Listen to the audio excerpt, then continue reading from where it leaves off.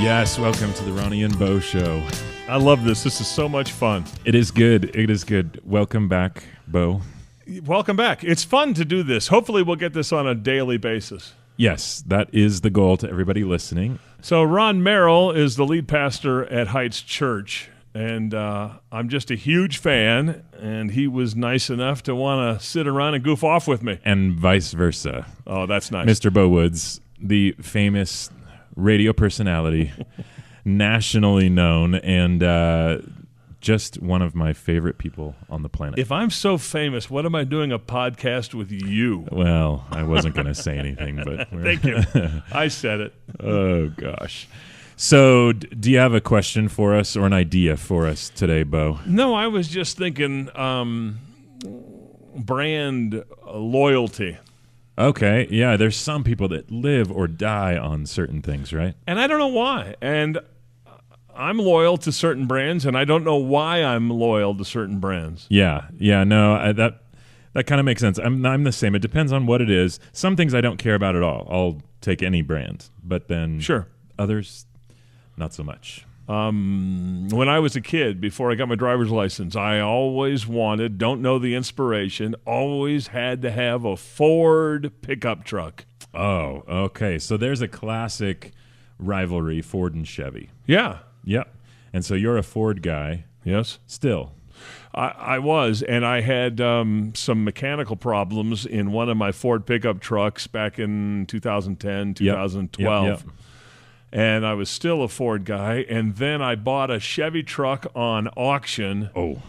And everybody said, "Oh, I bet you love that Chevy," the Chevy loyalists. Yep. And I said, it makes me uncomfortable when you say that. And I drove that Chevy truck, and I absolutely fell in love with it, so I understand the Chevy loyalists. Yep. I don't know. For me, I grew up not in the best season of American cars. In the 80s, American cars were no good. Now, wait a minute. Explain that to me, because you are a car guru, and go in depth in that a little bit. Well, I just think that during that period when you start as a kid to look at certain cars and go, ooh, that's cool. Yeah. Oh, I want that when I grow up. The Mustang was not in a good season in the 80s. The 60s Mustangs were awesome, and even some of the 70s ones, and now they're awesome again. But there was a good period there where it wasn't at all. So then by the time that I got to get up and going driving, that was really the dawn of like a lot of Japanese cars hit the scene. And so I grew up kind of more into that, watching these different Toyotas or Hondas or, whatever. And so I never got into the Ford or Chevy debate, really. Really? Yeah. And so now I'm kind of stoked because I see Camaros or Mustangs or the trucks or whatever go back and forth, and they both seem pretty cool. That's interesting that you said the Chinese cars. Japanese cars. Yep. Yeah. There you go. That's how internationally rounded I am. The Chinese car would be a rickshaw, right? Right. Exactly. Some sort of communist experience. I had my first car was a Datsun 280ZX. Oh, that was my wife's first car. Really? Yes. See, that's what I'm talking about. I still was a like cool car. that. I got to tell you, my dad had a 240Z, and my brother came into a car, and because he had the 240, my brother got the 260. Oh. And I was too late to get the 280, and I got the 280ZX, and I was very happy with it, but I did not like the ZX. I wanted the Z. Yeah. I didn't like the X. I wanted the original. Yes. Z series. Yep, those were good cars. So I don't know where I'd land on Ford versus Chevy. It depends on the car now. So is that a cop out? Yes, it is. Okay. But I don't think you're a Ford or Chevy guy. Yeah, no, I don't think I'm either. Yeah. What kind of cars would you like? What would be your top 3 cars to drive? In general, right now, like I'm a Subaru fan. Okay. I really like Subarus. Almost everything that they make. Would you like Mazdas? Yeah, they'd be okay. I mean, if I had the money, there's a lot of cool Audis and those sorts of. I think that would be pretty cool. And then certainly, some sort of Ferrari or something would be amazing. Okay, that's cool. Yeah. Who makes the Subaru? Is it American? Japanese. See? I don't know. You're smart at this. Who makes the Mazda? Is it American? Japanese, Ford owned. Okay. Yeah. And then, but by the way, I go back, and this might be before you were driving. Yeah. I owned a Datsun. You can't own a Datsun today. They are now Nissan. That's right. Yeah. So that was a big crossover. And there's also that what's the entry brand and the high end brand, so to speak. Exactly. So Honda and Acura. Okay, and Toyota and Lexus and Nissan has Infinity. Nissan and Infinity. Yeah. Yep. And not a lot of people know that. Right. They're related. Even like Lincoln used to be, or maybe still be, the Ford upscale Ford version. and then Lincoln. Yep.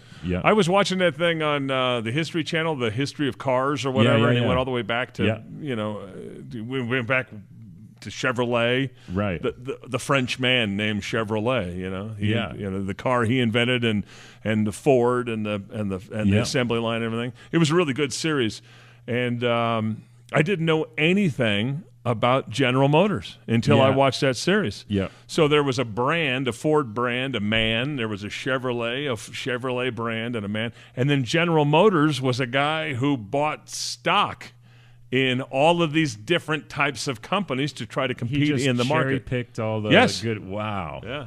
That's interesting. That was how General Motors came to be. I know that there's still people today in the recent history with the downturn of the economy that won't buy Chevy cars because they took money from the government in the bailout several years back. Wow. Where Ford didn't. So the politics, too. Yeah, I don't know. It's all kind of weird. Yeah, but you can go back to Chevrolet was invented by a French guy, so it's not an American car. Yeah, that's weird. I've actually never made that connection. It makes sense because the word sounds French, but yeah, that's right. So weird. That's super weird. And if it was American, it would be pronounced Chevrolet. Yes, I don't know. Okay, I've got one for you. Okay. Coke or Pepsi? Oh, that's easy. Is it? Oh, absolutely. Yeah. Coke all the way. Good. Are you Coke or Pepsi? I prefer Coke an awful lot. Here's my trouble.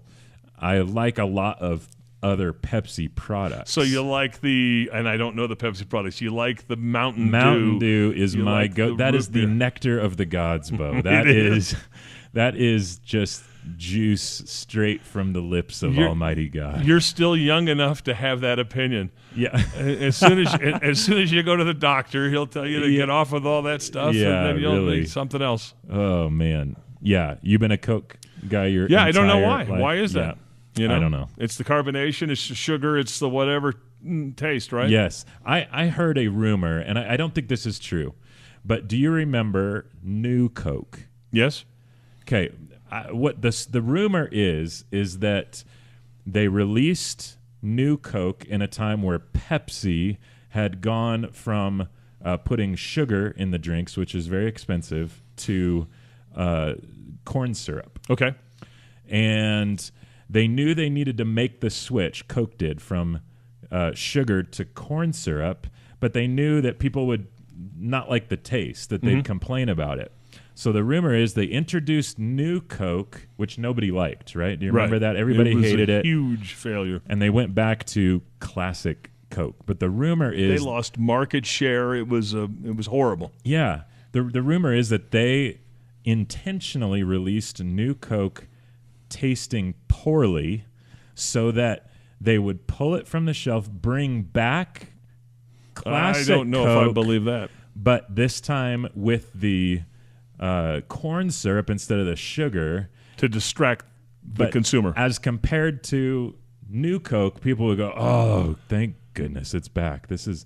I think that theory is too sophisticated. You think so? Yeah. And you hear this argument, Coke from Mexico, Coke from America. Yes. They're still using sugar in their Coke. They are. And it tastes great. Yeah, I know. And it's probably better for you, honestly. I think it was Lewis Black that did a thing about Super Bowl ads. And he did a bit on Super Bowl ads, and it was the halftime, the Pepsi shows, the Coke commercials, the Super Bowl. Yep. And he said, you will never convince a Pepsi drinker to drink Coke, and you'll never convince a Coke drinker to drink Pepsi. Instead of spending $50 million on a Super Bowl ad. Yep. Just give Coke listeners $1.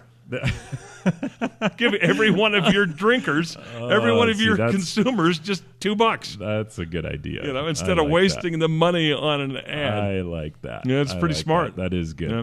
Okay, speed round, Bo. Okay. Coors or Budweiser? I don't drink alcohol now, but I was a Coors guy. Okay, all right. McDonald's or Burger King? Oh, that's tough. I worked at McDonald's, so I'll stick with my loyalties to McDonald's. Yeah, that's good. And you just made friends with my children because they can't stand Burger By the way, King. what's the thing that McDonald's is doing now? I have no idea. Have you heard this? No. So they're getting slammed for frozen patties. Oh, yeah. And so they have introduced fresh patties. And if you go into McDonald's and order the fresh patty menu item, they ring a cowbell.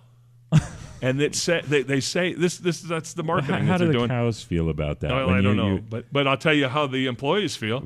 They're just so angry. Turn that thing off. Quit ringing that thing. It's obnoxious. Oh, man. But in other words, if you order a quarter pounder of cheese, nothing happens. But if you order from the fresh meat menu they item, ring a bell. A cowbell. Oh, my goodness. Okay, somebody that's listening, you go to McDonald's sometime today or tomorrow. Okay. And then message us on Facebook or whatever to let us know that you did that. I got one for you. This is right up your alley. Okay. Marvel or DC Comics? Oh, man. Now, wait a minute. Okay. I know that you're a freak about this stuff. Yeah. And you love this stuff. Yep, so yep. I want to know the answer, but then you have to explain it to me. Okay.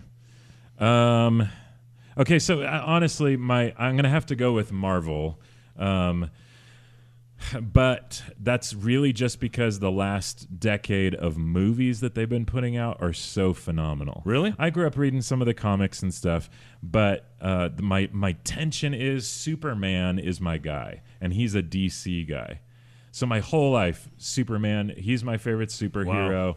And but he's on the DC side. But so you're conflicted. The movies haven't been nearly as good as the Marvel ones, so they're swaying me. Okay. Now, that's interesting. I didn't know that about that or about you. Let's wrap up the podcast and ask for comments below. Yeah, I think that would be great. If you've got topic ideas for us to talk about, then post those below. If you got questions, post them below. Yep, type them in. And you've got some helpful stuff for us, then post it. Yeah, we'd love to read it on the Ronnie and Bo Facebook page. Also, comment on these below. Microsoft or Apple? Yep, Energizer or Duracell. Which one do you think? I don't know. Speaking of bunnies, Bugs Bunny or Mickey Mouse? Oh, well, hello, everybody. What? You do that too good. How about the Beatles or the Stones? Oh, the good boys versus the bad boys of rock and roll. That's your territory. Star Wars versus Star Trek. Oh, man. Comment below. Comment below, and then you got to fight for this one, Walmart or Target. Which is your favorite? Yeah, comment below, and we'll let you know. Thanks for listening to the Ronnie and Bo podcast. Have a good day, guys.